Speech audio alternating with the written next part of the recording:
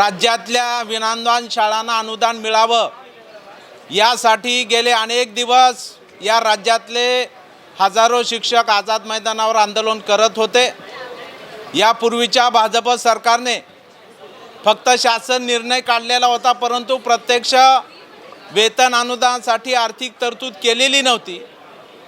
परंतु महाविकास आघाडीचं सरकार स्थापन झाल्यानंतर या राज्याचे उपमुख्यमंत्री आणि अर्थमंत्री नामदार अजितदादा पवार साहेब यांना आम्ही उपस्थित असलेले सर्व शिक्षक आणि पदवीधर आमदार भेटलो आणि त्यांना विनंती केली की या सर्व शाळांना वेतन अनुदानासाठी येणाऱ्या अर्थसंकल्पात पुरवण्या मागण्यात आर्थिक तरतूद झाली पाहिजे। यासाठी माननीय अजितदादा पवार साहेबांनी हा सगळा विषय समजून घेतला।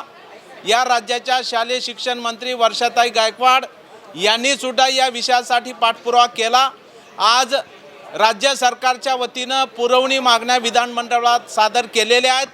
त्याच्यामध्ये या राज्यातल्या सर्व विनामदान शाळांना राज्य सरकारनं 106 कोटी रुपये 74,72,000 इतक्या रकमेच्या पुरवणी मागण्याला आज त्या ठिकाणी मंजुरी देण्याचं मान्य केलेलं आहे।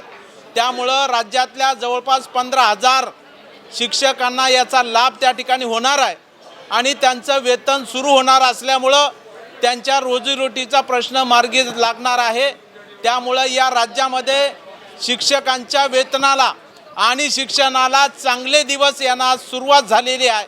याचा शिक्षक आमदार म्हणून आम्हाला मनापासून आनंद आहे आणि निश्चित या पुढच्या काळामध्ये सुद्धा जे 20% अनुदान सुरू असलेल्या शाळा आहेत त्यांना सुद्धा पुढील 40%चा वेतन अनुदान टप्पा देणं, त्याचबरोबर प्रचलित धोरणानुसार अनुदान देणं, हे सुद्धा दोन्ही विषय येणाऱ्या नजीकच्या काळामध्ये राज्य सरकार मान्य करेल असा आत्मविश्वास आम्हाला या ठिकाणी आहे आणि निश्चितपणाने एक मोठा दिलासा देण्याचा निर्णय महाविकास आघाडी सरकारनं घेतल्यामुळं माननीय मुख्यमंत्री, माननीय उपमुख्यमंत्री आणि राज्याचे शालेय शिक्षण मंत्री आणि राज्यमंत्री यांचे आम्ही शिक्षक आणि पदवीधर आमदार मनापासून आभार व्यक्त करतो।